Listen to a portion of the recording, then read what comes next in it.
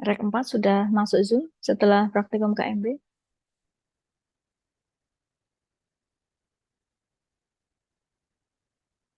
Kita mulai atau bagaimana ini? Lulu, ada Lulu di sini? Mungkin dimulai saja, Mas. Putri, dimulai. Dari Rek 1 sudah ada yang hadir? Sudah, Nas. Nah, Rek 2, Sudah, Nas. siapa Sudah, Rek 2? Nas. Rek 3, Sudah, Nas. Rek 4. Rek 4, apakah belum hadir? Sudah, Nas. Natasha Rek 4. Oh, maaf, Mas, salah kelas. Yang Rek 4 di komunitas siapa? Rek 4 sudah masuk Zoom atau belum setelah tadi praktikum? Katanya tadi Sudah, selesai Nas. praktikum jam 2. Sudah ya. Oke, baik. Assalamualaikum warahmatullahi wabarakatuh. Semoga teman-teman Waalaikumsalam warahmatullahi wabarakatuh. masih bisa menyimak perkuliahan hari ini yang kita laksanakan secara daring, dan kita akan membahas dua topik di konsep keperawatan komunitas.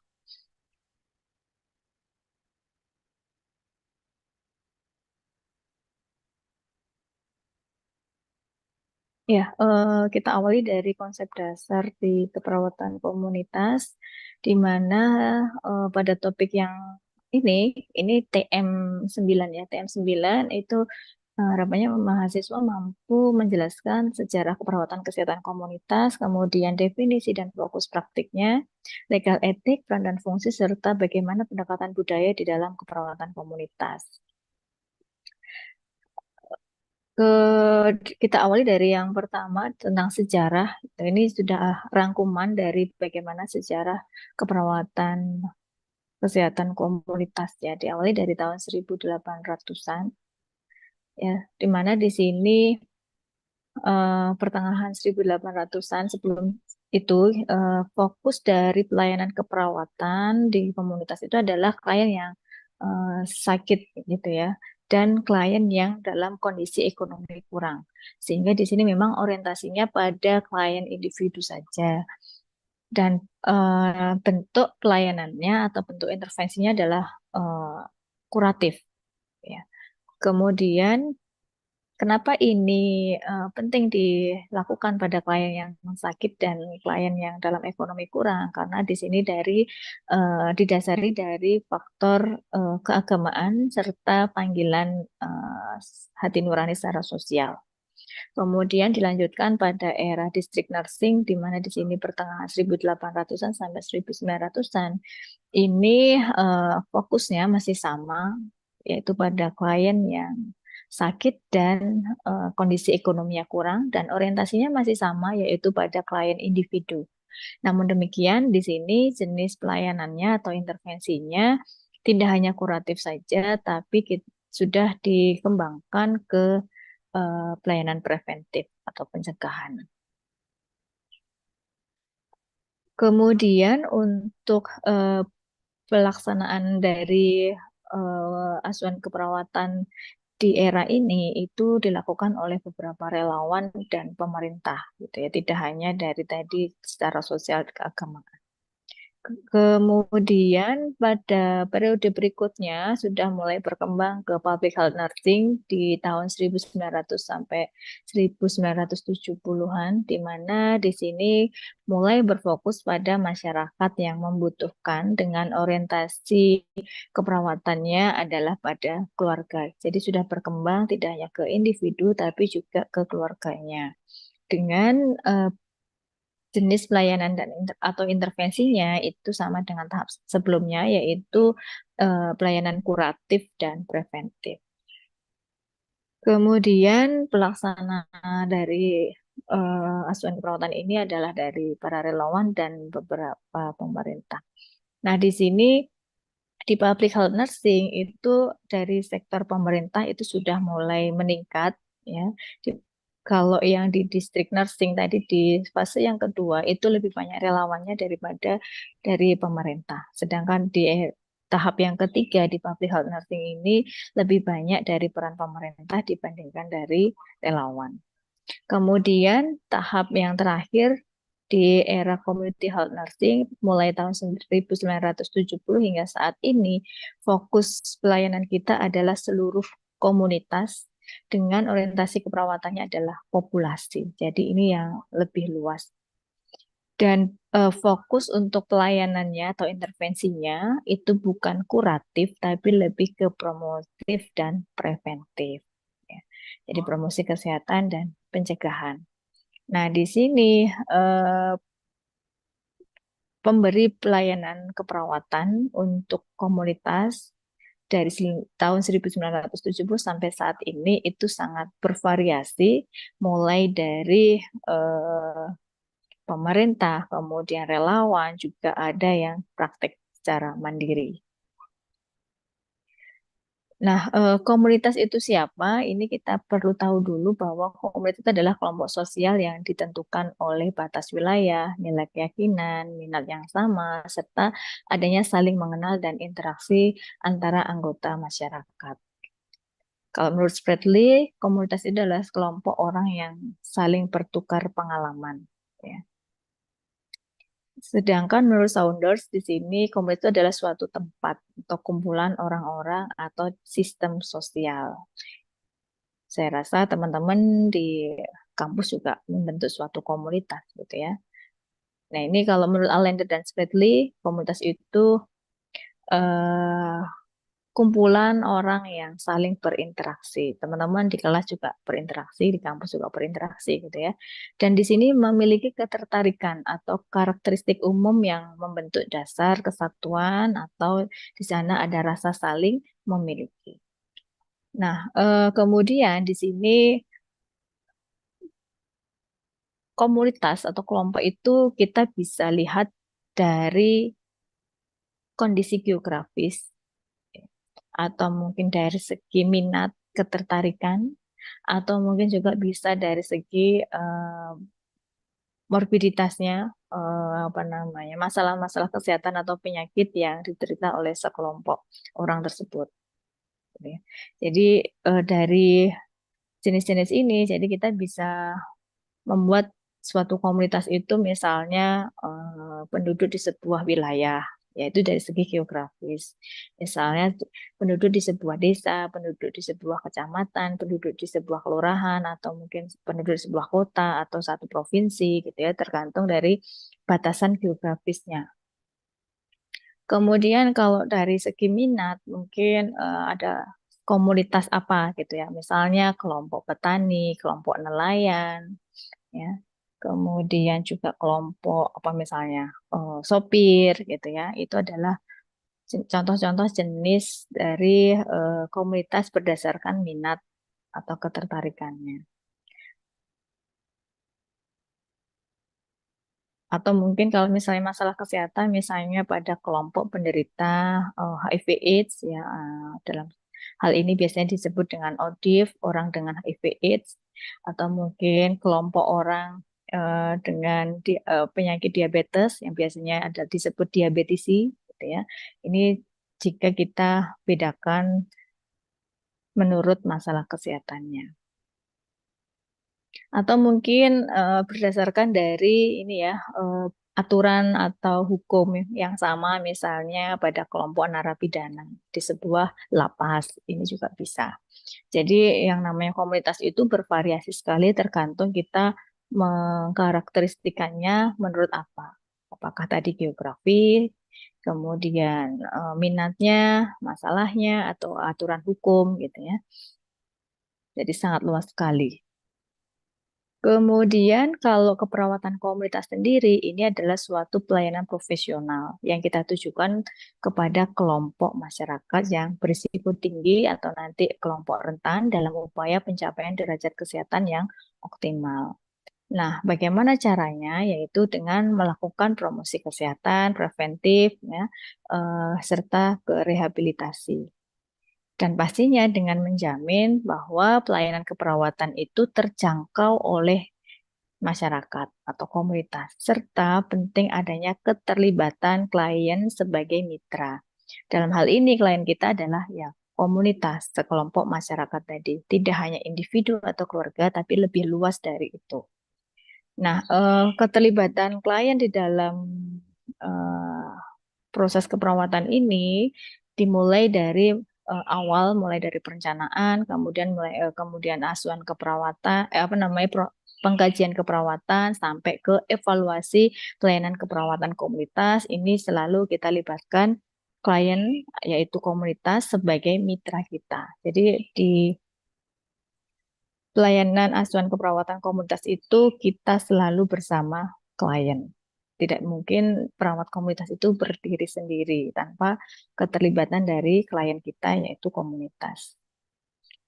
Sedangkan menurut Ana dalam Stand Hub, di sini keperawatan komunitas itu adalah sintesis aplikasi praktik keperawatan dan praktik kesehatan masyarakat ya, untuk melakukan promosi kesehatan, pemeliharaan, pendidikan kesehatan, manajemen, koordinasi, ya. Kemudian di sini sifatnya berlanjut atau tidak, gitu ya. Kemudian tidak ada batasan usia, ya. Kemudian juga ini bisa untuk individu, keluarga maupun kelompok di masyarakat, di komunitas. Jadi di sini cakupannya lebih luas. Kenapa penting adanya keperawatan komunitas? Karena di sini tujuan keperawatan komunitas itu untuk memberikan pelayanan keperawatan secara langsung, ya, direct care terhadap individu, keluarga, dan kelompok. Yang mana di sini konteksnya adalah komunitas. Jadi di settingnya komunitas, di setting masyarakat. Di masyarakat itu kita bisa menemui klien kita sebagai individu, gitu ya, atau klien itu secara keluarga ataupun secara kelompok. Mereka berada di komunitas. Kemudian tujuan dari keperawatan komunitas juga memberikan perhatian secara langsung terhadap kesehatan seluruh masyarakat dan juga mempertimbangkan bagaimana nanti pengaruhnya terhadap individu, keluarga maupun komunitas. Jadi masalah kesehatan itu akan ada hubungan timbal balik antara apakah yang mengalami itu individu, keluarga atau komunitas, dan itu pasti akan berdampak pada individu ataupun keluarga dan komunitas. Misalnya satu orang yang sakit, gitu ya. Misalnya siapa ini? Ada siapa di sini? Misalnya Kiptoh gitu ya. Kiptoh sakit, dia berada di rumah nih. Kiptoh itu posisinya di rumah. Itu kan di setting komunitas. Kiptoh ini lagi sakit. Otomatis kondisi kesehatan Kiptoh ini akan berdampak pada keluarga. Nah, kemudian keluarga itu juga berdampak pada sistem komunitas. Mohon maaf ya, azan dulu.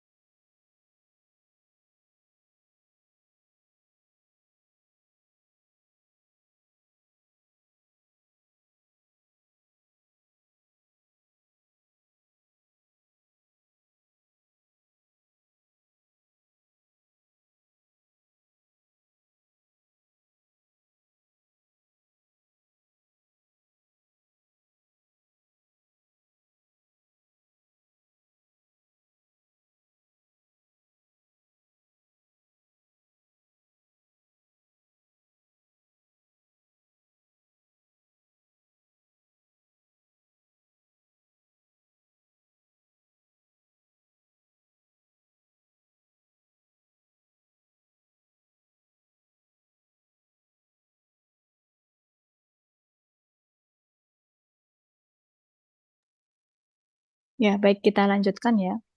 Jadi tadi ada permasalahan pada satu individu, pasti akan berdampak ke keluarganya. Jika ada permasalahan di keluarga, itu juga akan berpengaruh ke komunitas di sekitarnya, sehingga otomatis juga akan berpengaruh bagaimana kesehatan di komunitas. Begitu juga nanti permasalahan kesehatan di komunitas itu bisa berpengaruh ke sebuah keluarga serta ke individu yang berada di keluarga. Jadi itu ada hubungan timbal balik pada bagaimana kondisi kesehatan di masyarakat, ya, baik itu tadi individu, keluarga maupun di komunitas. Nah, di sini secara spesifik diharapkan tadi masing-masing individu, kemudian keluarga maupun kelompok dan masyarakat, harapannya dengan adanya apa namanya keperawatan komunitas ini, harapannya nanti bisa mengidentifikasi permasalahan kesehatan yang sedang dialami oleh mereka. Kemudian nanti bisa menetapkan bagaimana masalah tersebut ya dan bagaimana prioritas dari masalahnya. Kemudian diharapkan nanti selanjutnya adalah merumuskan bagaimana cara memecahkan permasalahannya. Dalam hal ini menetapkan rencana intervensinya, gitu ya. Kemudian selanjutnya, selain merencanakan intervensinya, juga harus bisa mengantisipasi ya. Harus bisa mengidentifikasi kira-kira ada kendala atau hambatan apa saja yang mungkin terjadi pada individu, keluarga maupun kelompok dan masyarakat. Selain itu juga harus bisa mempertimbangkan kira-kira sumber daya apa saja yang bisa dimanfaatkan oleh individu, keluarga maupun kelompok. Ya, misalnya apakah sumber daya dari segi keuangan, ya, kemudian sumber daya dari segi sumber daya apa namanya manusianya, dalam hal ini tenaganya, gitu ya, atau mungkin sumber daya yang lain, misalnya sarana prasarana yang mungkin bisa dimanfaatkan dalam hal memecahkan masalah kesehatan di komunitas. Kemudian nanti setelah tadi bisa merumuskan intervensinya apa dan mengidentifikasi kira-kira hambatan serta sumber daya yang ada itu seperti apa, nanti pelaksanaan dari intervensi akan dilaksanakan bersama oleh klien, dalam hal ini individu, keluarga maupun kelompok bersama perawat. Setelah pelaksanaan kegiatan, nanti harapannya bisa mengevaluasi bagaimana eh, progres gitu ya dalam pemecahan masalah yang dihadapi oleh masyarakat. Serta harapannya nanti di akhir adalah adanya peningkatan kemampuan di dalam pemeliharaan kesehatan oleh masyarakat secara mandiri. Jadi di awal pasti peran perawat itu akan lebih banyak daripada peran komunitas. Kemudian di tengah jalan kita akan menyeimbangkan peran perawat dan peran komunitas. Dan di akhir harapannya karena ini untuk peningkatan kemampuan kemandirian, maka harapannya di akhir itu adalah peran dari komunitas itu akan lebih banyak dibanding dari peran perawat. Nah, sebetulnya tujuan utama di keperawatan komunitas itu ada 3 gitu ya, di mana ini kita bisa lihat dari 3 level pencegahan, yaitu primer, sekunder, dan tersier. Dengan 3 level pencegahan primer, sekunder, dan tersier ini harapannya nanti bisa mempertahankan bagaimana sistem di klien, ya, dalam hal ini komunitas, dalam rangka nanti menjaga status kesehatan yang stabil dan optimal, gitu ya. Pastinya melalui proses asuhan keperawatan, yaitu mulai dari mengkaji sampai ke evaluasi. Kalau di setiap levelnya, mungkin teman-teman sebelumnya di pertemuan awal gitu ya dengan Bu Anissa kalau tidak salah sudah mempelajari bagaimana primer, sekunder, dan tersier. Ada yang masih ingat level pencegahan primer, sekunder, dan tersier? Mungkin di TM yang pertama barangkali dengan Bu Anissa ya. Masih ingat tentang ini? Tentang pencegahan primer, sekunder, dan tersier? Iya, Nurse. Itu jadi Mm-mm. kalau yang saat Nurse Anissa itu untuk pencegahan primer itu lebih kepada kegiatan yang diarahkan pada pencegahan sebuah masalah sebelum masalah itu terjadi. Oke. Misalkan lebih kepada health promotion seperti itu. Terus kalau yang pencegahan sekunder itu untuk mendeteksi dini dan mengintervensi selama periode-periode awal dari sebuah patogenesis penyakit. Oke. Itu lalu untuk yang tersier menargetkan populasi yang telah mengalami penyakit atau kecacatan serta rehabilitasi. Oke, itu ya teman-teman. Jadi di komunitas ini kita fokus pada 3 level pencegahan ini, primer, sekunder, dan tersier. Teman-teman harapannya masih ingat dan bisa membedakan untuk primer, sekunder, dan tersier. Di mana tadi primer itu sasaran kita adalah orang-orang yang sehat gitu ya. Dengan harapannya meningkatkan perilaku hidup sehatnya yang tadi. Kemudian untuk sekunder tadi lebih pada deteksi dini, terutama pada orang-orang yang memang berisiko mengalami masalah kesehatan. Sehingga harapannya tadi garis pertahanan itu lebih diperkuat. Dan yang tersier tadi adalah pada orang-orang yang memang sudah mengalami masalah kesehatan, sehingga harapannya nanti tidak ada kejadian lebih lanjut atau komplikasi atau penyulit pada komunitas, gitu ya. Kemudian berikutnya kita membahas lingkup dan sasaran dari praktik perawatan komunitas, di mana lingkup praktik perawatan komunitas ini berupa pemenuhan kebutuhan dasar ya, sama dengan apa namanya yang lain ya bagi individu atau keluarga. Jadi memang kalau perawat itu kan fokusnya adalah kebutuhan dasar manusia gitu ya. Nah, kalau di komunitas berarti kebutuhan dasar komunitas gitu ya. Di mana di sini biasanya fokus pada bagaimana kebiasaan atau pola perilaku kehidupan sehari-hari pada komunitas.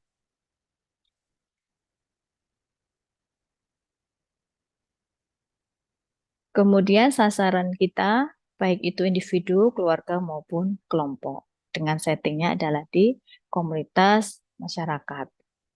Nah, kalau individu ini merupakan anggota keluarga sebagai kesatuan yang utuh dari aspek biologi, psikologi, sosial, dan spiritual. Yang tadi sudah saya jelaskan bahwa nanti satu masalah pada satu orang itu bisa berpengaruh kepada anggota keluarga yang lain. Otomatis nanti ada masalah di keluarganya, gitu ya, sehingga nanti akan berdampak ke sistem yang lebih luas di komunitas. Nah, di sini peran kita adalah memberikan asuhan keperawatan pada individu yang punya permasalahan kesehatan tertentu, gitu ya.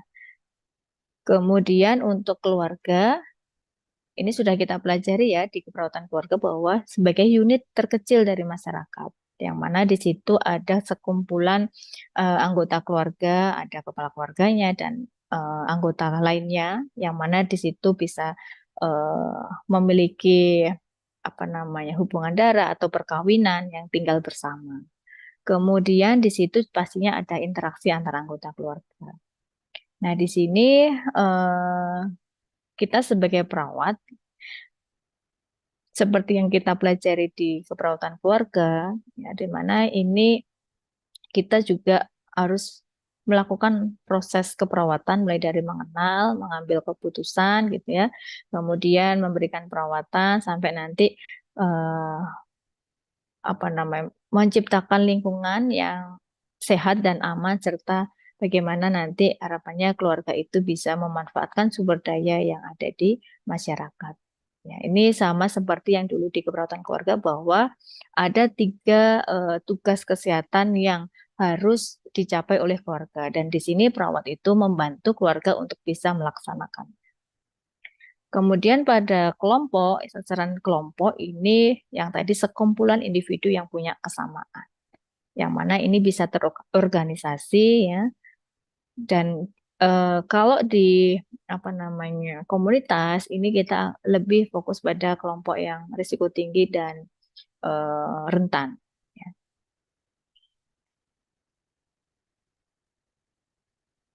Di dalam pelaksanaan proses keperawatan nanti kita harus memperhatikan prinsip etik dalam keperawatan di komunitas. Nah, prinsip etik ini teman-teman mungkin sebetulnya sudah sangat familiar sekali gitu ya, mulai dari beneficient, non-efficient, autonomy, fidelity, veracity, dan accountability.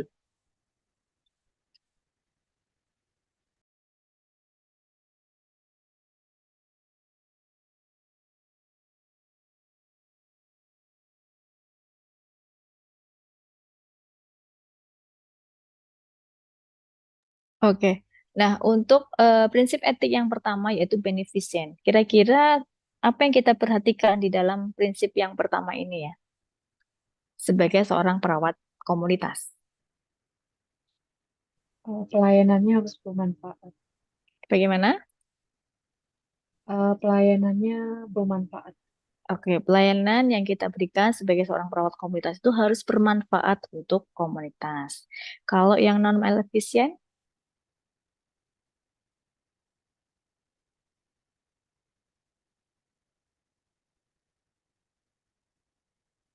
Mega, kira-kira apa yang kita lakukan untuk menjaga prinsip etik non-malefisien? Mega Cahya, ada?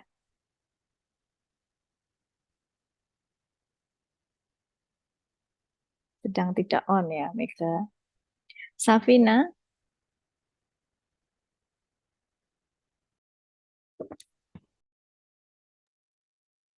Safina, kira-kira apa yang kita lakukan sebagai perawat komunitas untuk menjaga prinsip etik non-malefisien? Izin menjawab, Nurse, apakah suara saya terdengar? Suaranya kecil sekali. Untuk menjaga non-malefisien yaitu dengan melakukan perawatan sesuai dengan SOP yang ada agar tidak ada kesalahan yang merugikan atau mencelakai dari pasien itu. Oke. Kita melakukan intervensi sesuai dengan SOP, gitu ya. Ada yang lain? Bagaimana caranya kita menjaga prinsip etik non-malefisien? Ada Rafida?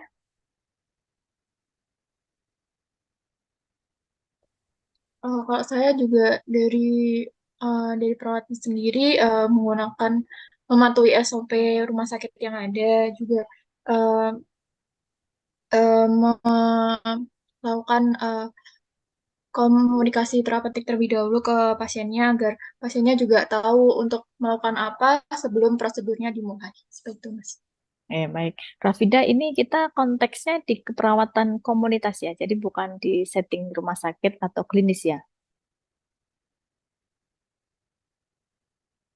Tadi sepertinya Rafida menyampaikan sesuai SOP yang ada di rumah sakit, gitu ya. Kira-kira teman-teman, apakah di komunitas itu ada SOP-nya atau tidak ya?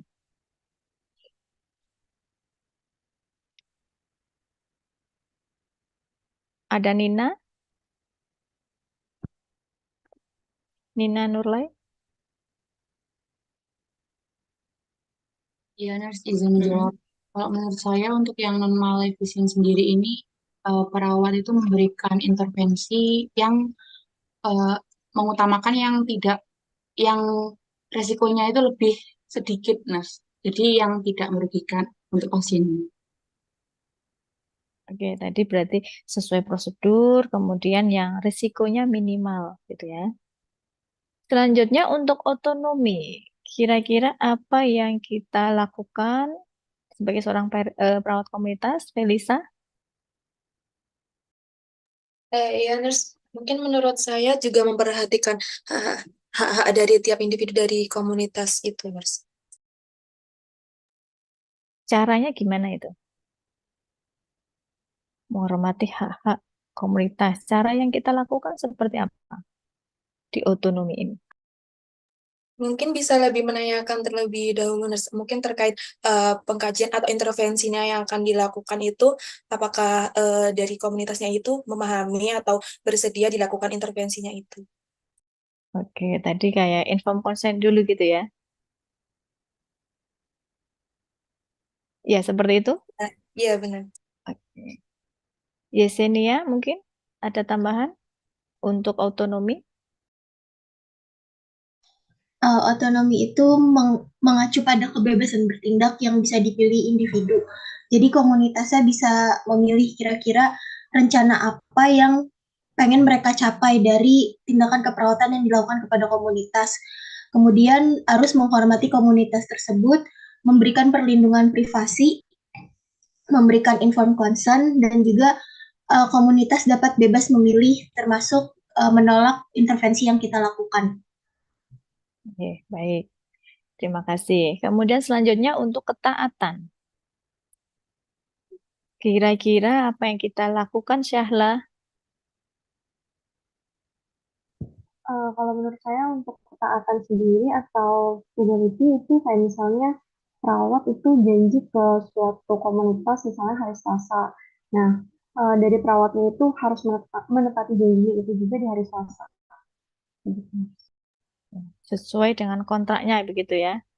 Sesuai dengan kesepakatan dengan komunitas ya. Iya, sesuai dengan Intervensi itu dilakukan kapan saja, di mana itu harus sesuai dengan kontrak yang kita sepakati bersama komunitas. Selanjutnya, untuk kejujuran, jujur nih, Sabiin.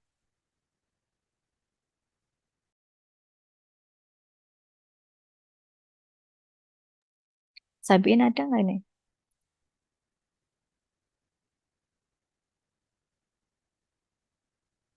Nggak ada. Ada, Nes. Ada Sabiin kira-kira? Bagaimana?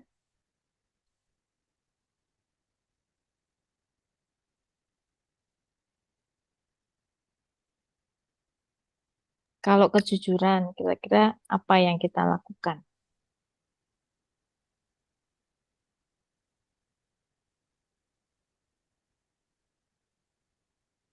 Siapa yang mau menjelaskan kira-kira perawat komunitas ini dalam prinsip kejujuran yang dilakukan perawat ini apa ya? Mungkin atas misalnya mau melakukan intervensi dilakukan dikomunikasikan dengan seada-adanya. Jadi benar-benar jujur atas tindakan yang mau dilakukan ke komunitas tanpa mengurangi atau melebihkan dari intervensinya seperti itu. Oke. Intervensinya apa adanya, tidak tidak dilebih-lebihkan tadi ya. Balkis, kira-kira ada lagi nggak dalam hal prinsip etik kejujuran ini? Eh, Mungkin dari saya hampir sama, Nurse. Jadi kita kalau misalkan memberi intervensi atau memberikan informasi ke pasien itu kita harus jujur dan sesuai ilmu pengetahuan yang ada gitu, Nurse. Oke. Kira-kira sebelum ke intervensi, ada nggak dalam tahap atau proses keperawatan yang juga kita harus jujur sebelum tahap intervensi kalau di komunitas? Hasil pengkajian Ya, kenapa ini hasil harus pengkajiannya? disampaikan.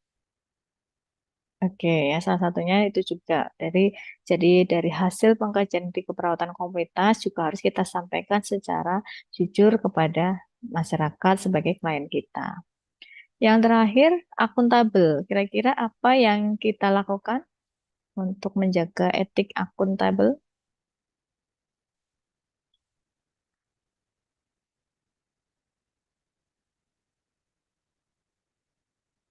Ada Agil?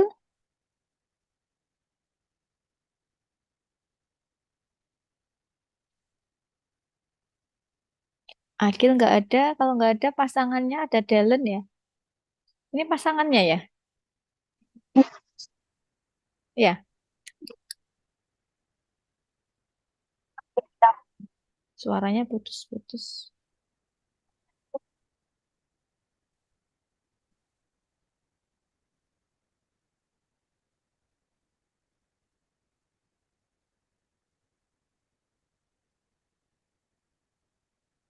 Nggak muncul ya suaranya. Malah hilang.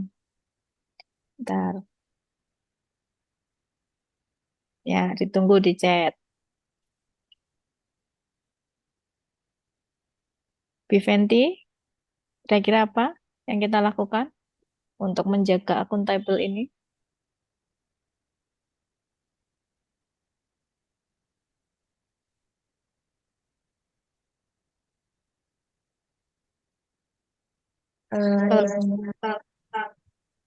Izin menjawab, Nurse, untuk Ya. akuntabilitas atau tanggung jawab ini dari perawat itu harus bertanggung jawab atas intervensi yang mereka berikan, kemudian juga bertanggung jawab atas peran yang dilakukan, kayak kolaborasi dengan tenaga kesehatan lain, juga mengerjakan tugasnya itu sesuai dengan peran dan porsinya. Gitu.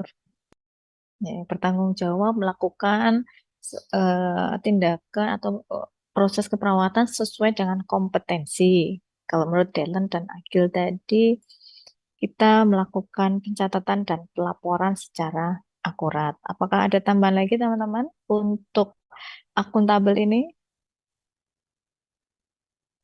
Fathul Muin, adakah?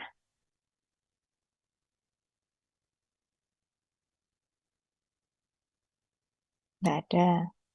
Carlina Margareta?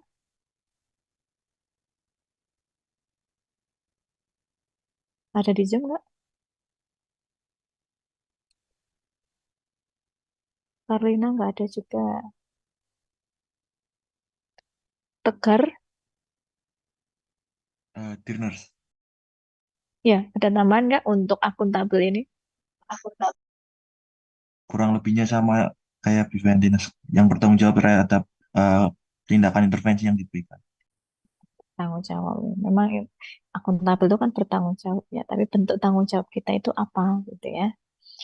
Baik, terima kasih teman-teman. Secara garis besar sebetulnya teman-teman sudah memahami dalam prinsip etik ini apa saja yang kita lakukan sebagai seorang perawat di komunitas. Yang tadi bermanfaat bahwa apa yang kita lakukan itu harus memberikan manfaat yang sebesar-besarnya bagi komunitas. Dan yang ketidakbermanfaatan tadi, kita harus meminimalkan risiko bahaya yang mungkin bisa muncul ya. Sehingga harapannya nanti ada keseimbangan antara manfaat yang kita peroleh dengan risiko kerugian yang ada.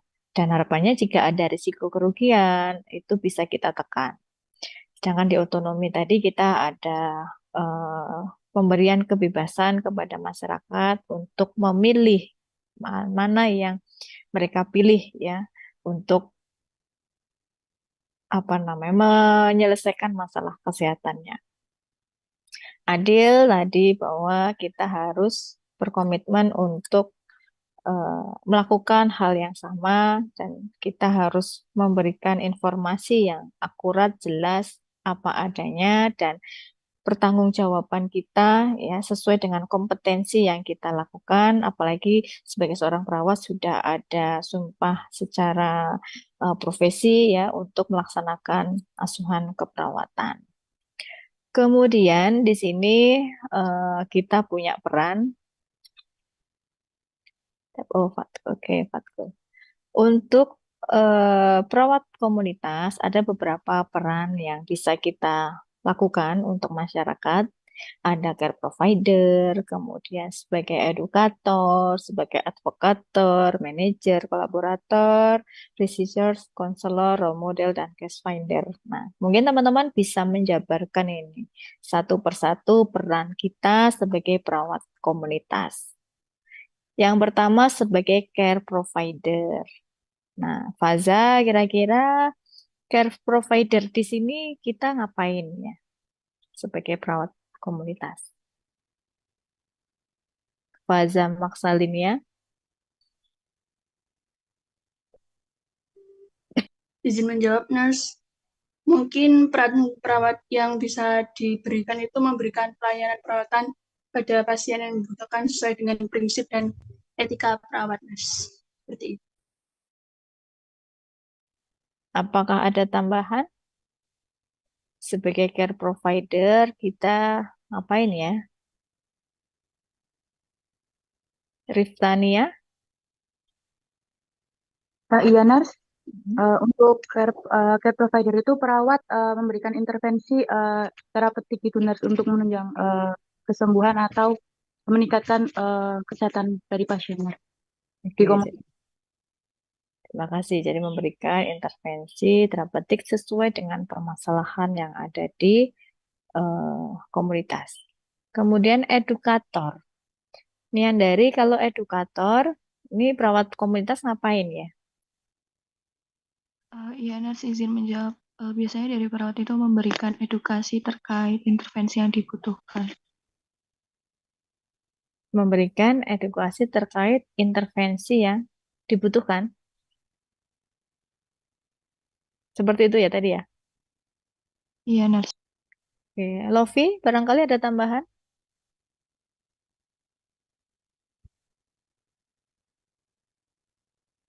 Lofi, nggak ada. Ya, nurse mungkin memberikan edukasi. Memberikan apa? Sebagai edukator memberikan edukasi. Sebagai edukator memberikan edukasi kepada komunitas. Ya. Yang selanjutnya ada advokator. Pada peran advokator ini kalau di komunitas, kira-kira apa yang kita lakukan, Nadia?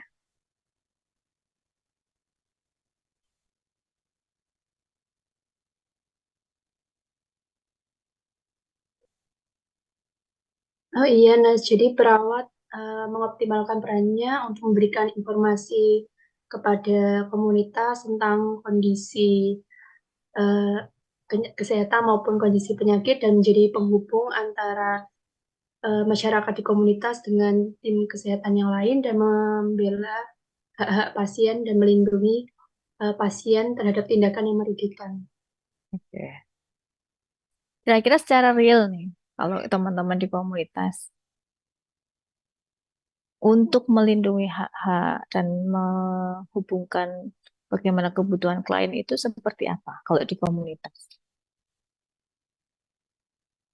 Secara realnya, aplikasinya, kira-kira seperti apa tindakan kita sebagai advokator untuk tadi memastikan nanti klien itu mendapatkan hak-haknya itu bagaimana, Nina?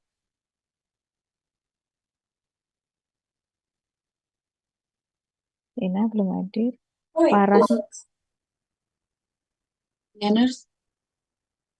sebagai advokator tadi secara real aplikasinya bagaimana? Untuk aplikasinya mungkin sebagai advokator itu uh, menyetujui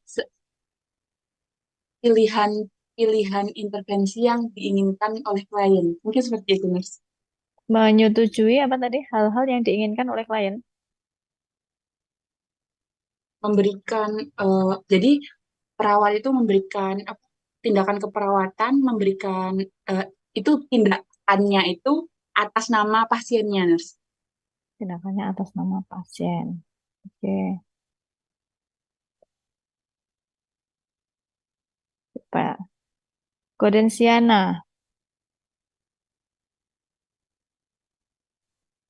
Ya, nurse. Di sebagai sini advokator. baik perawat sebagai advokator itu melindungi hak-hak klien. Di sini contohnya itu seperti ketika klien ingin memutuskan suatu tindakan, di sini perawat bisa membantu memberikan informasi tambahan mengenai tindakan yang akan diputuskan oleh klien tersebut. Oke ya, itu gambarannya tadi. Kemudian yang keempat ada sebagai manajer. Dalam hal ini kalau di perawatan komunitas peran kita apa ya? Erlina?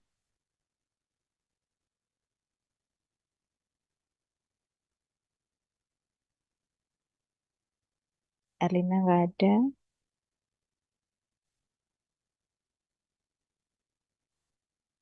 Endah? Endah Mijiana ada? Endah juga nggak ada.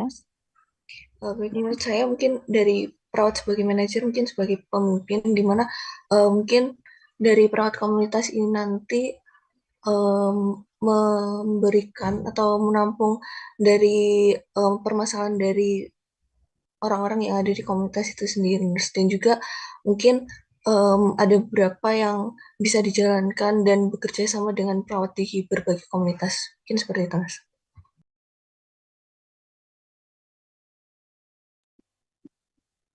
Apakah ada tambahan dari Iren? Ya, menurut izin menambahkan, kalau menurut saya peran perawat sebagai manajer di komunitas itu sendiri jadi kayak misalnya yang menentukan jadwal kapan komunitas ini akan mendapatkan intervensi yang selanjutnya atau edukasi kesehatan gitu, dan juga menjadi penghubung antara komunitas sama tenaga kesehatan yang lainnya juga, Nurse. Baik, yang selanjutnya untuk kolaborator. Ada Winda sebagai perawat komunitas. Di dalam peran kolaborator ini yang kita lakukan apa?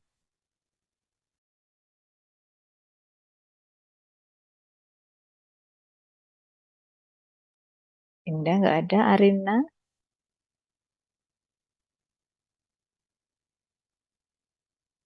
Arina nggak ada. Ratnasari?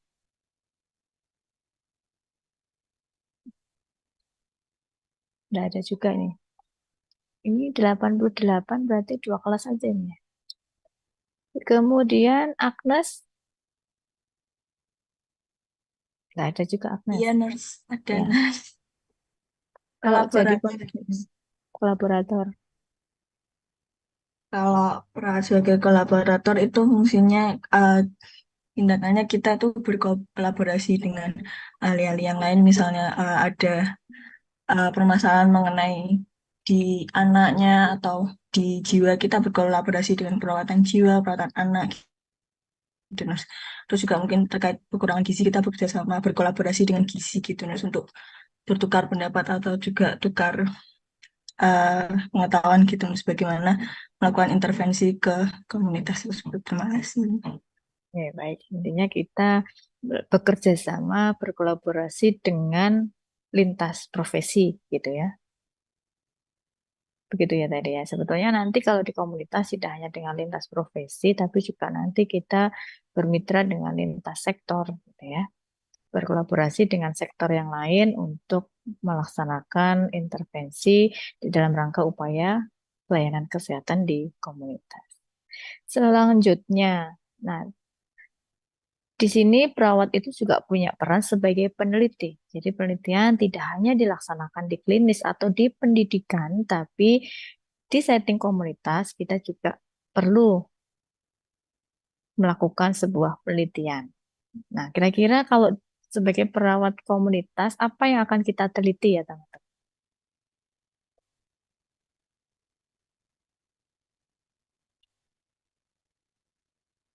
Angelin,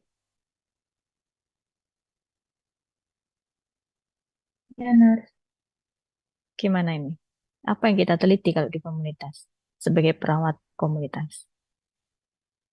Mungkin sebagai perawat komunitas, sebagai peneliti bisa dicari terkait dengan masalah-masalah kesehatan yang ada di masyarakat itu seperti apa, lalu dari perawat itu juga bisa mencari solusi yang efektif untuk menangani masalah kesehatan itu. Oke, cari fenomena ya. Ada lagi kah teman-teman? Untuk sebagai peneliti ini, Riftania? Ya, Nurse, sebagai peneliti ya, mungkin perawat kan biasanya jenjangnya nggak cuma sampai S1 doang, bisa S2, S3, bisa menemukan kayak intervensi-intervensi baru untuk menunjang kesembuhan pasien, misalnya kayak meneliti sesuatu hal yang lebih advance gitu sih, Nurse. Oke, setelah tadi kita cari fenomenanya apa, kemudian kita melakukan intervensi-intervensi gitu ya. Mana intervensi yang tepat dari hasil penelitian ini gitu ya. Uji coba tentang intervensi di komunitas. Apakah ada yang lain untuk sebagai peneliti ini? Mungkin izin menambahkan, Nurse, kalau researcher itu selain kita menemukan tren isunya yang ada di masyarakat, kita juga bisa melihat bagaimana ya selain dari intervensi itu penyelesaian yang lain gitu. Maksudnya tuh menemukan lagi mungkin selain dari intervensi yang sudah ada, menemukan intervensi yang baru yang bisa diaplikasikan ke masyarakat yang mungkin bisa lebih efektif lagi dan juga mengikuti dari perkembangan zaman di masyarakat itu sendiri. Ya, jadi nanti bisa timbal balik gitu ya. Kita mencari tadi fenomena, kemudian coba kita lakukan intervensi sesuai dengan hasil penelitian atau sebaliknya kita melakukan uji coba beberapa intervensi yang tepat untuk di komunitas gitu ya. Sehingga nanti kita bisa menciptakan suatu intervensi yang baik gitu ya. Selanjutnya ada konselor. Apa yang kita lakukan kalau sebagai konselor di komunitas? Izin menjawab kembali, Nurse. Kalau Ya. di konselor kan nanti perawat itu juga bisa yang kalau semua di puskesmas ya, kalau di komunitas kan kebanyakan di puskesmas. Biasanya kalau puskesmas itu kan juga bekerja sama dengan kader. Nah, kalau pengalaman saya di MMD kemarin itu perawat itu bisa beberapa masyarakat itu bertanya kepada perawat kayak ketika mereka menemukan masalah di kesehatannya itu seperti apa, nanti bertanya kepada perawat dan perawat itu yang sebagai konselornya yang memberikan saran-saran mungkin secara non farmakologisnya, kemudian kalau semua yang farmakologisnya seperti kepatuhan minum obat gitu. Kalau semua dari masyarakat itu dari komunitas tersebut mengalami masalah. Oke. Bedanya konselor dengan edukator itu apa ya kira-kira? Mungkin bisa berkaitan juga dengan pencegahan yang tadi. Kalau edukator itu bisa masuk ke yang primer tadi, yang health promotion. Jadi dari sebelum ada masalah, tapi kalau konselor itu bisa juga lebih ke kalau seumpama ada dari masyarakat atau dari komunitas itu membutuhkan konseling dari perawat, itu perawat yang memberikan konseling yang dia menjadi konselornya. Ya, kalau di edukator kita lebih fokus untuk berbagi informasi gitu ya, berbagi informasi tentang kalau di sini konteksnya kesehatan, perawatan ya, ini kita berikan informasi bagaimana kesehatan dan keperawatan. Sedangkan di konselor itu nanti lebih kita memfasilitasi dari klien kita gitu ya, bagaimana nanti klien bisa mengambil suatu keputusan untuk mengambil tindakan mana yang tepat untuk mereka gitu ya. Jadi gambarannya di sini kalau konselor itu kita tidak memberikan informasi tapi membantu mereka memilih jalan yang tepat gitu ya. Menentukan mana yang tepat untuk dilakukan. Dan di sini kita tidak boleh menjudge klien itu harus mengambil tindakan A, harus mengambil tindakan B, tidak. Tapi kembali lagi keputusan itu adalah pada klien gitu ya. Jadi mungkin tadi yang pengalaman di MMD ya seperti itu mungkin ya kira-kiranya bahwa jika ada suatu permasalahan yang dikeluhkan oleh klien, maka kita bisa berikan gambaran alternatif pemecahan masalahnya apa saja, baru kita kembalikan ke klien. Misalnya tadi sudah diberikan nih gambaran, oh ini ada terapi komplementernya A, B, C, D. Nah, klien mau memilih yang mana itu tergantung pada klien. Itu mungkin contohnya seperti itu ya, yang sederhana. Saya kayak berhenti merokok gitu ya. Kita melakukan konseling. Ya, sebagai perawat konselor, ya kita berikan gambaran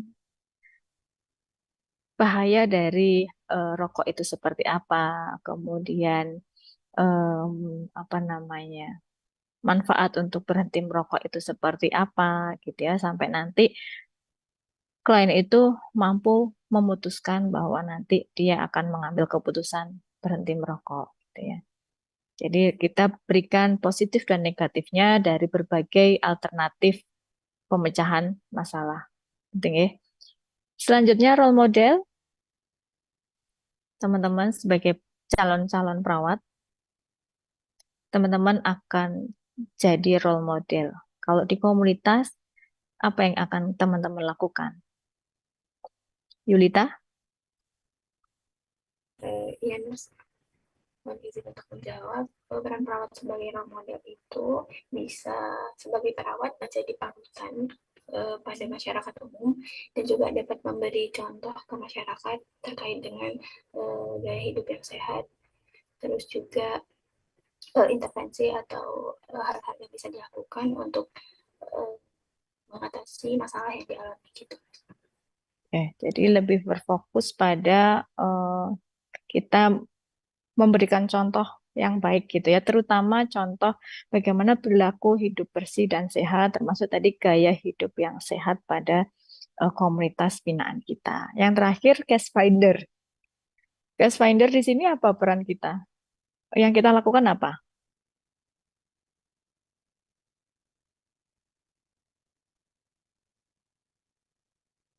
Sebagai case finder yang kita lakukan kira-kira apa? Herdinastia?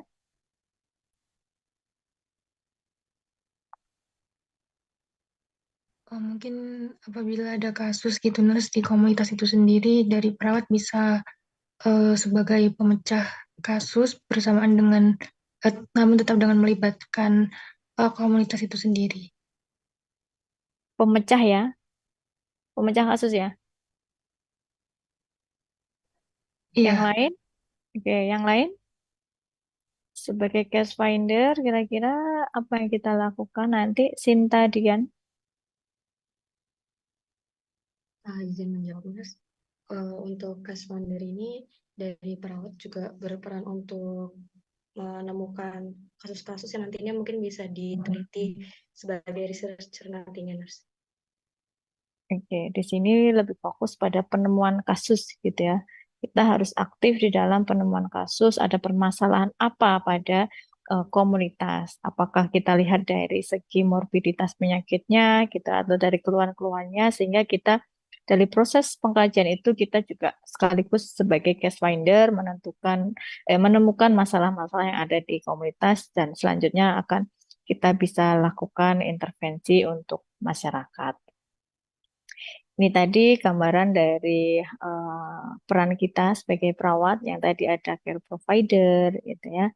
Care provider itu lebih pada mulai dari mengkaji sampai nanti evaluasi ya. Edukator ya lebih ke perilaku hidup bersih dan sehat pada masyarakat ya. Konselor tadi sudah, role model teman-teman. Maka mulailah dari diri sendiri dulu sehingga teman-teman bisa menjadi contoh dari masyarakat ya. Karena apa yang dilakukan oleh perawat, karena perawat itu dianggap adalah orang-orang yang memang apa namanya fokus di bidang kesehatan yang di sini punya peran penting untuk mulai dari tadi promosi kesehatan gitu ya. Maka ya lakukanlah dulu pada diri sendiri sehingga nanti teman-teman bisa menjadi contoh dan memotivasi juga masyarakat untuk meniru apa yang kita lakukan. Kemudian advokator tadi sudah, manajer ya. Manajer di sini kita kelola masyarakat dengan baik gitu ya. Kemudian case finder tadi sudah, kolaborator. Dan yang terakhir di dalam apa namanya topik yang ini adalah tentang budaya di dalam keperawatan komunitas. Kira-kira gambaran tentang budaya dalam keperawatan komunitas ini kalau teman-teman mungkin sudah pernah membaca atau mendengar apa yang ada di dalam benak teman-teman, yang difikirkan oleh teman-teman tentang budaya di dalam keperawatan komunitas. Pastinya dulu di mata kuliah yang dasar di awal-awal, teman-teman sudah mendapatkan tentang transcultural nursing. Sudah dapat belum ya dulu di awal-awal semester mungkin? Sudah. Sudah. Nah, kalau di perawatan komunitas, kira-kira apa yang teman-teman pikirkan tentang budaya di keperawatan komunitas?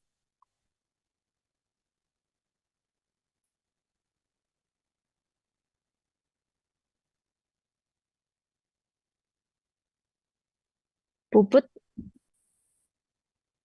pendapat Puput apa tentang budaya ini?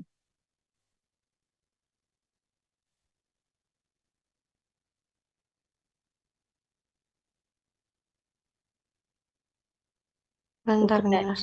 Oh, jadi kalau budaya itu terkait mungkin disesuaikan dengan norma-norma yang berkembang di keperawatan komunitas.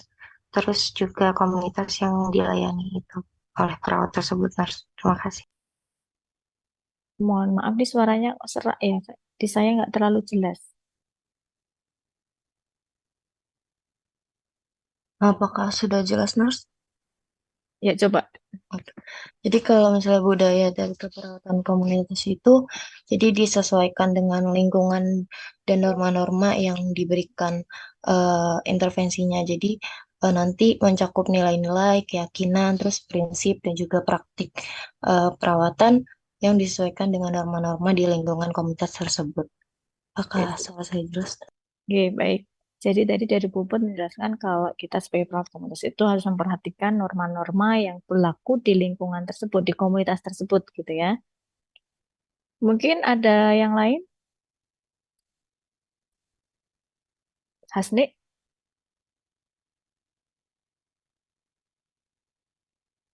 Adakah Hasni? Tidak ada.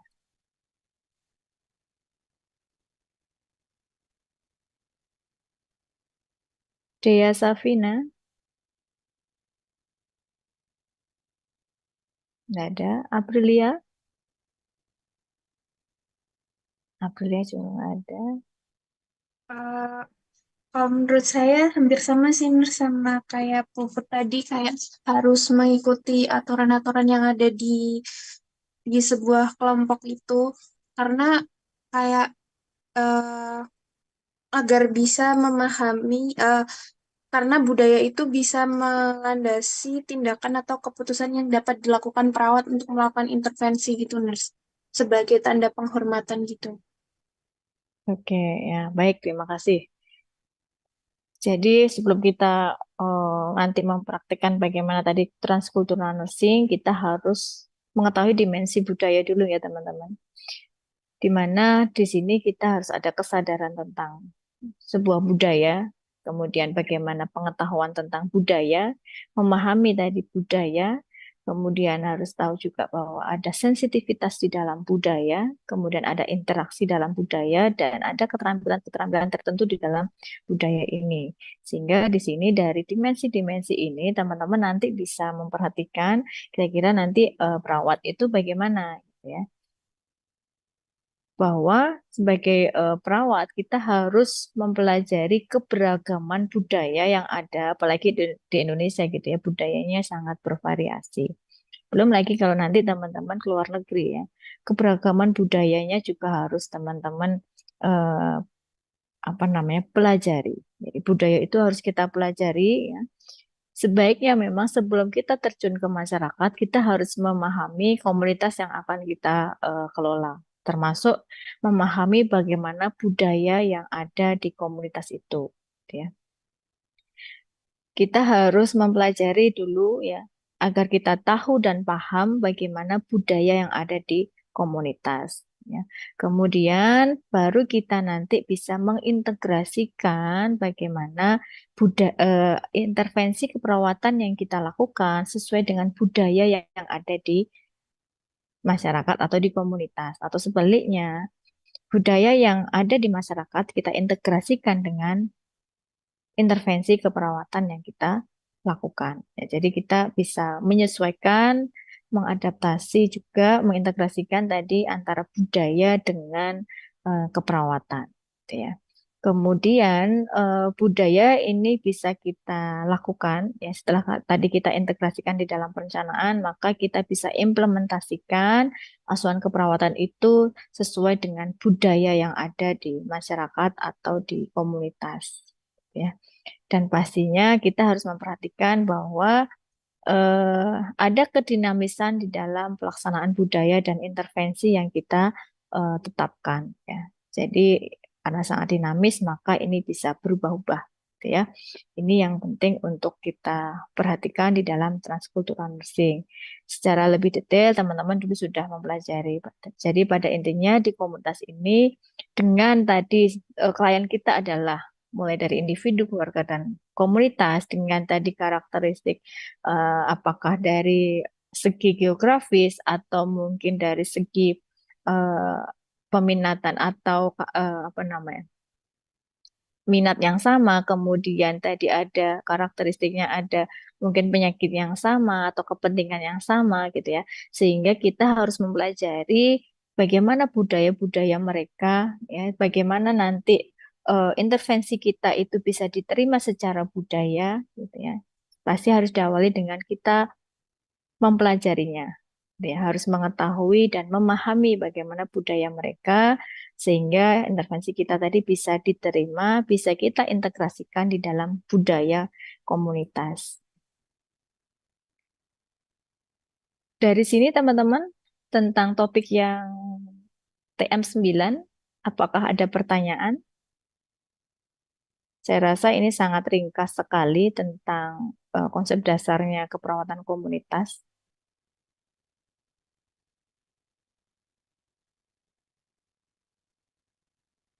Tidak ada pertanyaan? Mau dilanjut atau istirahat? Lanjut, Ners. Lanjut Lanjut ya. saja, Oke, Ners. saya tak minum Lanjut, sebentar Ners. ya. Saya izin minum dulu.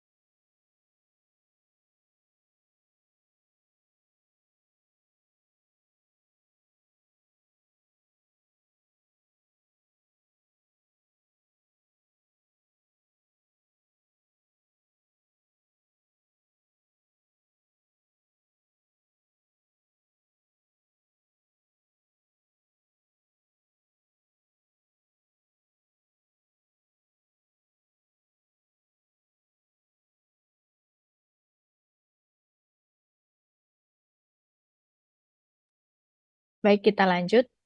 Untuk yang berikutnya tentang pendekatan praktik keperawatan, mungkin sebetulnya memang ini satu kesatuan dengan yang tadi konsep dasar gitu ya.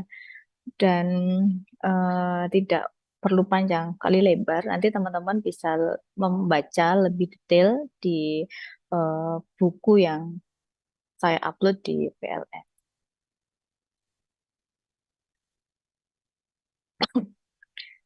Ya, untuk pendekatan praktik di keperawatan komunitas ini kita akan membahas tentang karakteristik keperawatan komunitas, kemudian komunitas sebagai klien, strategi intervensi, serta praktik perawatan komunitas yang berdasarkan bukti. Ada 4 poin yang akan kita bahas. Nah, untuk karakteristik keperawatan komunitas, yang tadi kita sudah mempelajari definisi keperawatan komunitas itu apa, maka di sini kita bisa jabarkan ke dalam karakteristik-karakteristik yang harus ada di dalam keperawatan komunitas. Di mana di sini harus ada keahlian keperawatan pastinya, ya. Yang mana di sini dimulai dari pengetahuan, kemudian ada keterampilan khusus, ya, dan fokus pada kelompok khusus. Kemudian di sini yang namanya keperawatan komunitas itu kombinasi antara kesehatan masyarakat dan keperawatan dengan fokus kita adalah populasi, baik itu kelompok berisiko, kelompok rentan, dan kelompok khusus yang menekankan nanti mulai dari tadi mencegah, promosi, dan kesejahteraan.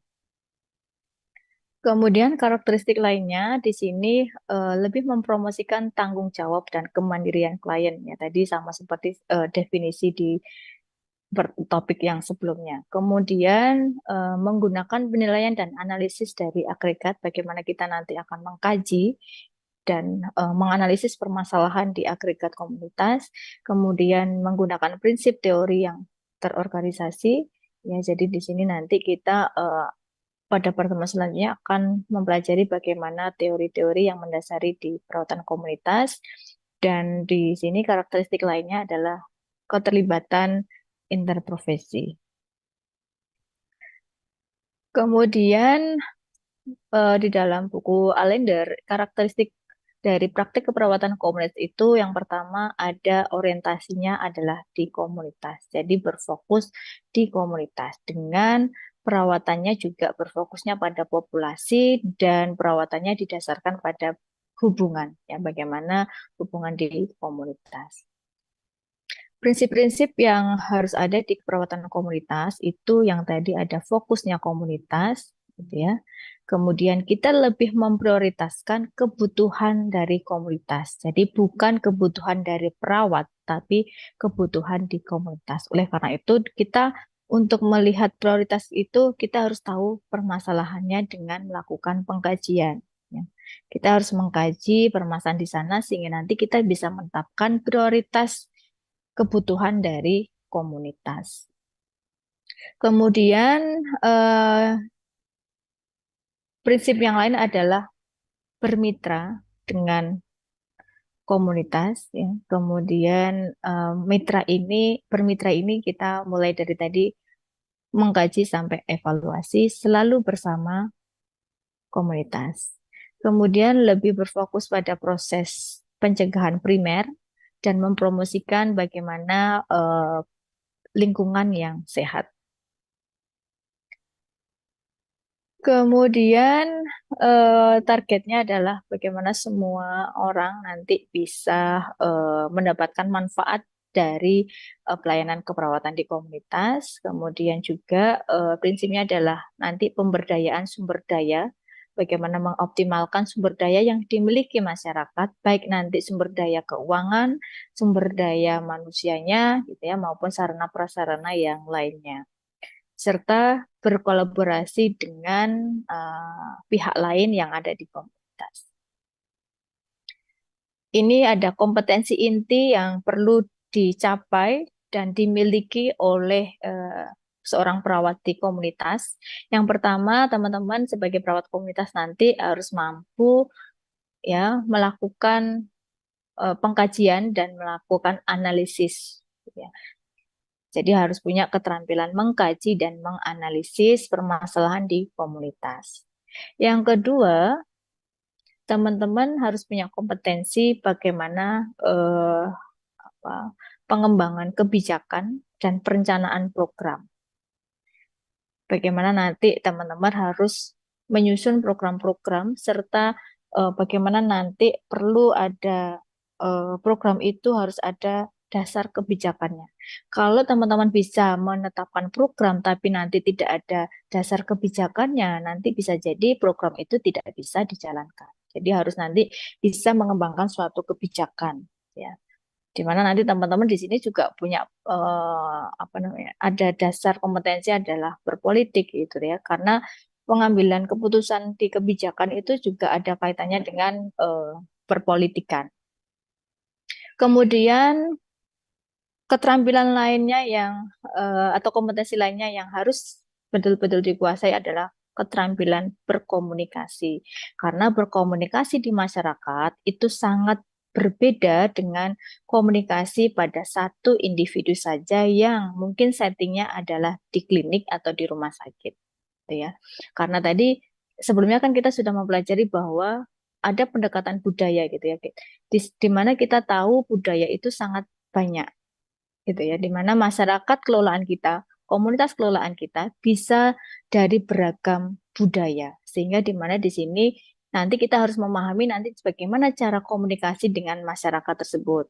Ya, apakah menggunakan bahasa Indonesia kah, atau menggunakan bahasa daerah kah, gitu ya, atau mungkin menggunakan bahasa gaul kah, ya, dan lain sebagainya. Jadi keterampilan komunikasi itu penting sekali dimiliki oleh perawat di komunitas.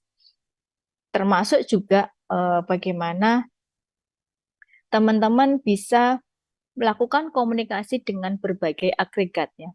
Teman-teman harus bisa berkomunikasi dengan anak balita, bisa berkomunikasi dengan anak usia sekolah, sampai dengan lansia. Teman-teman harus bisa melakukan komunikasi itu. Kemudian komunikasi ini juga harus teman-teman perhatikan bahwa komunikasi tidak hanya dengan klien saja, tapi juga interprofesi dan lintas sektor. Ya, karena nanti kita kerjasamanya kan dengan berbagai pihak. Jadi kita juga harus bisa berkomunikasi dengan siapapun. Dengan Pak Camat harus bisa berkomunikasi, dengan kepolisian harus bisa berkomunikasi, gitu ya. Bisa juga nanti dengan ketua DPRD, dengan wali kota, itu juga harus bisa berkomunikasi. Kemudian keterampilan yang berikutnya adalah bagaimana memahami tadi budaya. Sehingga tadi sebelumnya kita teman-teman sudah mempelajari bagaimana pentingnya pendekatan budaya di perawatan komunitas. Sehingga memang itu menjadi salah satu kompetensi seorang perawat di komunitas. Kemudian kompetensi yang lainnya adalah dimensi komunitas ya, sebagai sebuah keterampilan praktik, di mana ini tadi teman-teman harus memahami nanti tindakan-tindakan terapeutik untuk di komunitas itu apa saja. Kemudian keterampilan yang lain adalah keterampilan di dalam dasar keilmuan kesehatan di komunitas. Jadi dalam tahap ini teman-teman juga sudah mulai berproses untuk memahami bagaimana dasar keilmuan di kesehatan komunitas. Kemudian yang mungkin ini teman-teman jarang pelajari di mata kuliah yang lain gitu ya. Mungkin adanya adalah di kewirausahaan ya, tentang bagaimana manajemen dan perencanaan keuangan. Mungkin adanya hanya di KWU dan di komunitas ya mungkin ya. Nah, di keperawatan komunitas, ketika teman-teman nanti merancang sebuah program, otomatis teman-teman juga akan merancang bagaimana keuangannya, anggaran yang dibutuhkan berapa saja, untuk penggunaannya apa saja, itu waktunya dilakukan kapan saja, itu harus dimanajemen dengan baik. Jadi kompetensi perawat komunitas juga termasuk dalam hal ini, yaitu bagaimana memanajemen dan merencanakan keuangan. Kemudian kompetensi yang terakhir adalah bagaimana memiliki kemampuan kepemimpinan dan berpikir secara sistem. Karena di dalam permasalahan komunitas itu sangat kompleks sekali, sehingga teman-teman juga harus berpikir secara sistem, secara menyeluruh, gitu ya. Dan ada keterampilan kepemimpinan di sini, ya. Kemudian di sini lingkup praktik keperawatan tadi bahwa yang tadi saya sampaikan bahwa kita harus melakukan kontrak ya dengan klien, apa yang akan kita lakukan gitu ya. Nanti wewenang dan kewajiban mereka apa saja itu harus dijelaskan di awal. Dan di sini harapannya komunitas itu ada kesinambungan dengan rumah sakit ya. Tidak hanya nanti kita sendiri di komunitas, tapi juga ada keterkaitan, ada hubungan ya, ada keberlanjutan dari rumah sakit ke komunitas. Dan begitu sebaliknya, dari komunitas kita juga harus selalu berkomunikasi dengan rumah sakit di dalam menunjang pelayanan kesehatan secara menyeluruh. Nah, di keperawatan komunitas ini praktek kita memang klien kita adalah komunitas yang tadi, mulai dari individu, keluarga, dan komunitas, yang mana sangat kompleks sekali permasalahan yang ada di klien kita gitu ya, dengan jumlah populasi yang begitu besar. Selain itu di dalam klien kita sebagai komunitas itu kita perlu mempelajari bahwa ada beberapa hal yang harus kita lakukan untuk melakukan suatu pengkajian, nanti kemudian pengambilan suatu kebijakan, dan nanti bagaimana ini kita yakin untuk ini bisa berjalan, maka kita harus tahu bagaimana sistem manajemen yang baik, dan ini perlu kita lakukan dari sebuah penelitian-penelitian gitu ya.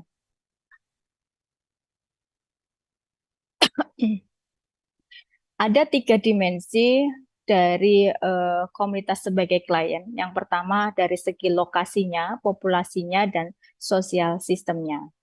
Dari segi lokasi, kita bisa melihat bagaimana ikatan di masyarakat itu, komunitasnya, kemudian lokasi dari pelayanan kesehatan, ya dari segi geografis tadi, batasan-batasan secara geografis, apakah tingkat RT, tingkat RW, gitu ya, tingkat desa, dan seterusnya. Bagaimana iklim yang ada di komunitas, bagaimana keberadaan flora dan fauna di komunitas, ya. Kemudian bagaimana kondisi lingkungan yang ada di komunitas, termasuk bangunan-bangunan yang ada di sana. Kemudian untuk populasi, dimensi yang kedua ini adalah populasi. Kita bisa melihat ada mulai dari jumlah populasinya, ya, kepadatannya, komposisinya bagaimana, ya, laju pertumbuhannya seperti apa, perbedaan budaya. Nah, ini ada kaitannya tadi bahwa memang budaya itu sangat lekat nanti untuk di keperawatan komunitas. Kemudian kelas sosial, bagaimana mobilitas penduduknya, ya, bagaimana tingkat perekonomiannya, tingkat pendidikannya, kemudian karakteristik penduduk menurut usianya, status kesehatannya juga, status lingkungannya, dan status sosial. Ini penting untuk kita ketahui dari populasi. Dan yang ketiga adalah tentang sosial system. Di sini teman-teman bisa melihat bahwa sistem sosial di masyarakat ini banyak sekali, mulai dari bagaimana status kesehatan, keluarga, ekonomi, pendidikan, keagamaan, gitu ya, sampai nanti komunikasi, hukum, rekreasi, politik itu berada di masyarakat, gitu ya. Yang selanjutnya tentang intervensi di dalam keperawatan komunitas, ini di praktik keperawatan komunitas, intervensi kita juga akan menyesuaikan pada 3 level pencegahan, mulai dari level pencegahan primer, sekunder, dan tersier. Di mana di primer pastinya akan lebih ke promosi kesehatan gitu ya. Kemudian untuk sekunder tadi dengan deteksi dini di dalam pencegahan masalah kesehatan, dan di tersiernya lebih fokus pada rehabilitasi dan perawatan pada gangguan di masyarakat. Di dalam intervensi kita juga bisa menerapkan strategi-strategi intervensi di keperawatan komunitas. Yang pertama mulai dari proses kelompok, di mana proses kelompok itu kita membuat sebuah aktivitas kelompok di masyarakat, gitu ya. Atau mungkin jika sudah ada kelompok di masyarakat, kita bisa masuk ke situ untuk melaksanakan intervensi proses kelompok. Kemudian strategi intervensi yang kedua adalah pendidikan keperawatan atau pendidikan kesehatan di sini ya. Sebagai tadi perawat edukator, maka kita bisa lakukan edukasi kesehatan. Kemudian strategi intervensi yang ketiga adalah kemitraan. Kita melakukan tadi kerjasama dengan lintas sektor untuk menyukseskan pelayanan kesehatan. Kemudian yang keempat adalah pemberdayaan. Jadi di pemberdayaan itu kita melibatkan masyarakat di dalam setiap proses asuhan keperawatan. Biasanya mulai dari mengkaji, kemudian nanti menganalisis, menetapkan rencana intervensi, biasanya dengan ada pertemuan bersama masyarakat di dalam sebuah forum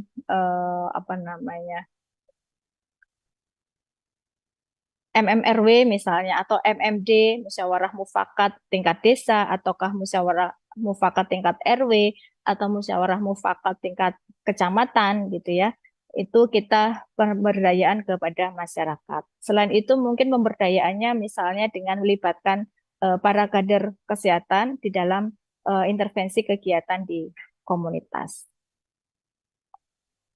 Kemudian yang perlu teman-teman pahami lagi bahwa lingkup keperawatan komunitas itu sangat luas sekali. Jadi setting praktik keperawatan komunitas itu sangat luas. Jadi bisa di teman-teman itu membuka pelayanan keperawatan di rumah, kemudian juga nanti bisa bekerja di puskesmas, atau nanti teman-teman bekerja sebagai perawat di sekolah, gitu ya.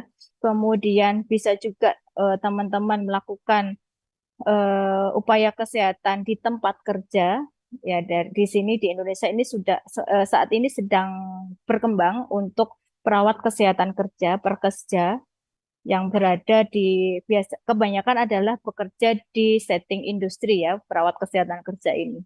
Kemudian bisa juga perawat komunitas itu bekerja di panti ataupun pusat-pusat rehabilitasi. Kemudian selain itu perawat juga bisa bekerja di setting pondok ataupun asrama gitu ya, ataupun nanti di setting yang lain yang lebih luas gitu ya.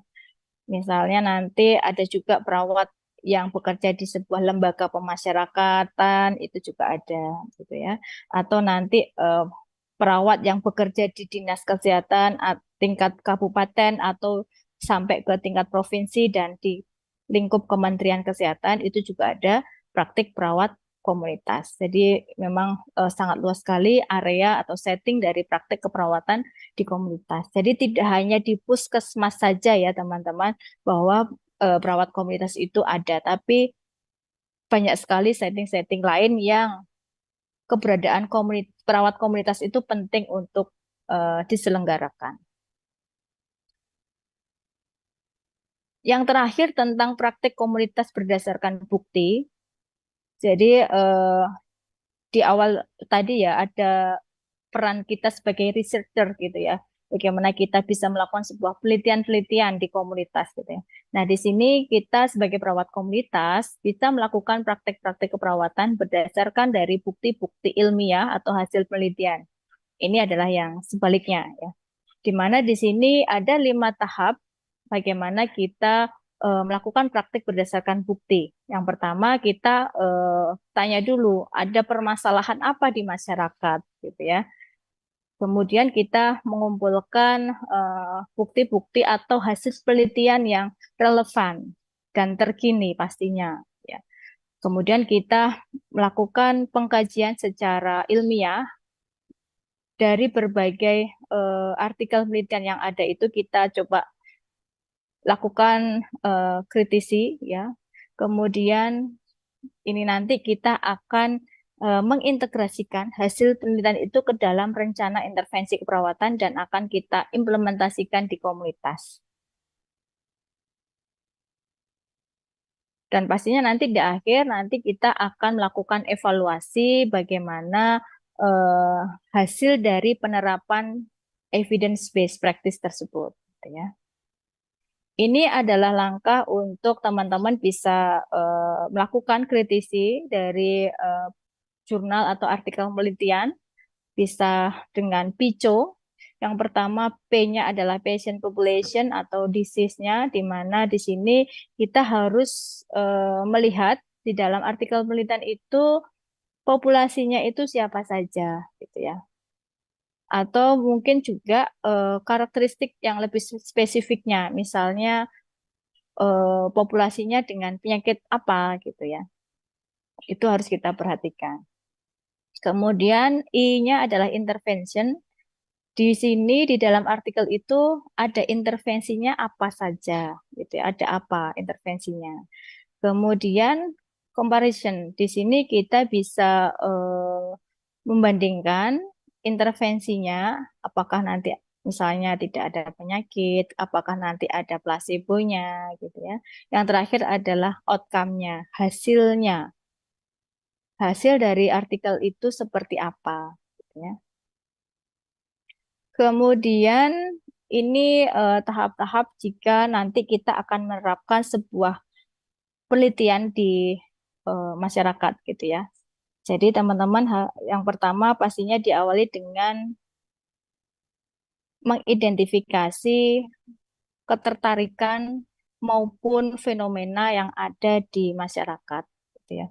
Kira-kira ada fenomena apa yang membuat teman-teman tertarik untuk meneliti. Gitu ya. Kemudian rumuskan apa pertanyaan yang menjadi masalah di dalam fenomena tadi. Kemudian silahkan mencari literatur-literatur yang terkini dan sesuai dengan tadi pertanyaan masalahnya. Kemudian teman-teman bisa screening, menyeleksi dari berbagai literatur tadi kira-kira akan membentuk suatu model konsep yang mana, dan nanti teman-teman juga bisa memilih desain penelitian yang tepat untuk teman-teman lakukan di komunitas. Kemudian jangan lupa untuk teman-teman melakukan kaji etik, apakah rencana penelitian yang dilakukan di komunitas itu nanti sudah laik secara etik atau tidak. Pastinya pengajuan ini ke komisi etik, gitu ya. Jadi di komunitas tetap teman-teman harus memproses kaji laik etiknya.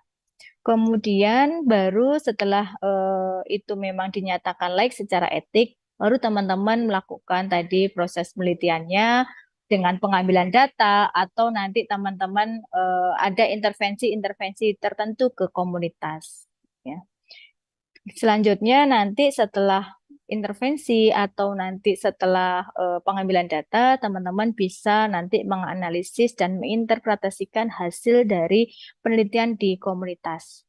Dan penting sekali di akhir adalah hasil yang sudah didapatkan tadi dari hasil penelitian itu harus dikomunikasikan, harus disosialisasikan. Apakah nanti melalui penerbitan di jurnal ilmiah serta pelaporan ke pihak terkait gitu ya. Kalau teman-teman penelitian di komunitas pasti nanti akan menyampaikan hasilnya terutama di tempat penelitiannya. Misalnya penelitiannya di puskesmas A, maka hasil itu disampaikan ke puskesmas tersebut atau ke dinas kesehatannya gitu ya. Harus itu biar ada nanti rencana tindak lanjut yang bisa dilakukan oleh pihak terkait.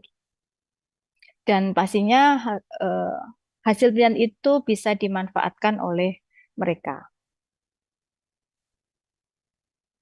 Kemudian ini kenapa penting dilakukan penelitian di komunitas gitu ya, bahwa Hal ini pastinya akan berpengaruh terhadap bagaimana pembuatan kebijakan di masyarakat, di komunitas, gitu ya.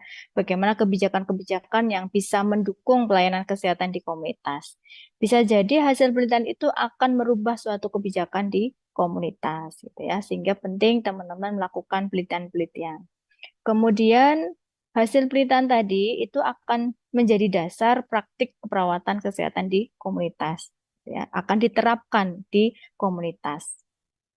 Dan pastinya nanti akan berpengaruh terhadap bagaimana status kesehatan masyarakat dan bagaimana tingkat keprofesionalisme dari seorang perawat di komunitas, gitu ya. Jadi kita bekerja di komunitas itu berdasarkan bukti, gitu ya, dari hasil-hasil penelitian yang sudah kita lakukan maupun dari hasil penerapan penelitian yang terkini, gitu ya. Ini peran kita sebagai perawat, ya, di dalam penerapan EBP tadi. Kita bisa mengaplikasikan hasil penelitian, ya, hasil penemuan ke dalam praktik pelayanan keperawatan kita di masyarakat, ya.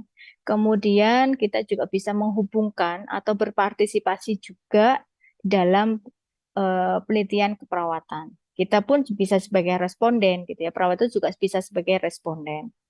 Kemudian memungkinkan untuk bagaimana kita bisa melakukan kritisi terhadap hasil-hasil penelitian yang ada, gitu ya. Juga bisa untuk menjadi saran-saran maupun masukan terhadap hasil penelitian yang ada sebelumnya. Pastinya dari hasil-hasil penelitian ini dan dari hasil evaluasi ini untuk memperbaiki kondisi kesehatan di masyarakat, gitu ya. Jadi apa yang ada di komunitas itu tidak hanya program-program dari Kementerian Kesehatan saja, tapi perawat-perawat di komunitas itu juga menerapkan EBP ini, gitu ya.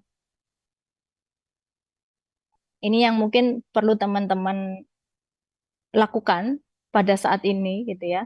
Jika nanti teman-teman membaca sebuah artikel penelitian, ini adalah hal-hal yang teman-teman bisa terapkan. Yang pertama, teman-teman harus melihat apakah pertanyaan penelitiannya ini cukup jelas, ya. Apakah masalah yang ada di artikel tersebut cukup jelas, gitu ya. Kemudian juga apakah tujuan dari penelitiannya itu jelas dituliskan di dalam artikel tersebut. Kemudian bagaimana kelengkapan dan keterkinian dari literatur yang ada di dalam artikel. Jadi teman-teman kan harus update terhadap ininya ya, sumber-sumbernya.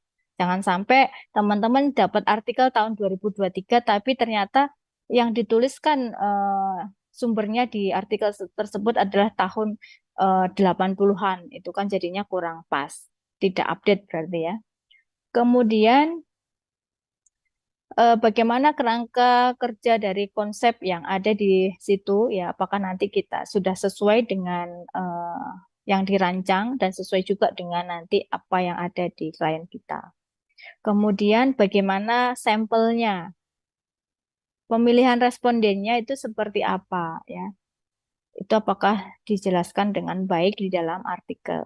Kemudian metodologinya apakah juga dijelaskan dengan baik, desainnya seperti apa, metode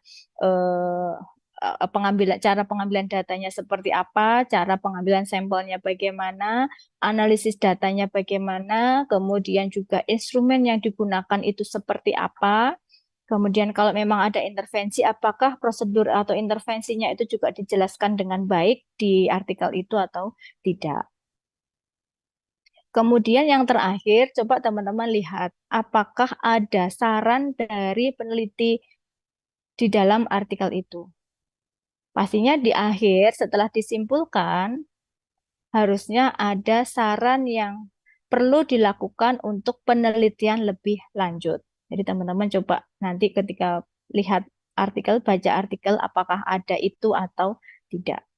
Itu bisa membantu teman-teman untuk mengkritisi dan melihat apakah artikel yang teman-teman baca nanti sudah cukup baik, gitu ya. Dan barangkali nanti ada hal yang perlu teman-teman lakukan penelitian lebih lanjut dari hasil penelitian yang ada di artikel itu. Ya. Dengan tadi melihat apakah ada saran lebih lanjut untuk penelitian berikutnya, itu teman-teman bisa melakukan penelitian dari situ. Sampai di sini teman-teman, apakah ada pertanyaan? Bisa dipahamikah materinya? Atau membingungkan? Kalau nggak ada yang jawab, ini saya juga bingung ini ya. Ini bisa diterima atau tidak, teman-teman mendengarkan atau tidak, atau malah ketiduran karena hujan gitu ya.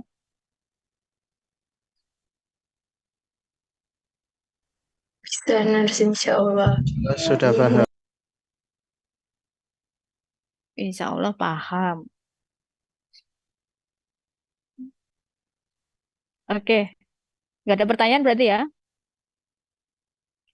Mungkin saya minta tolong, ada 2 orang yang mungkin nanti akan menyimpulkan topik 1 dan topik kedua. Siapa yang akan menyimpulkan kira-kira?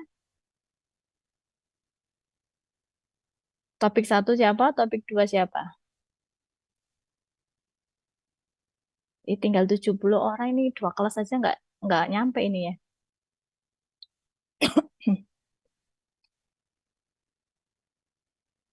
Siapa ya? Apakah harus ditunjuk juga teman-teman untuk menyimpulkan?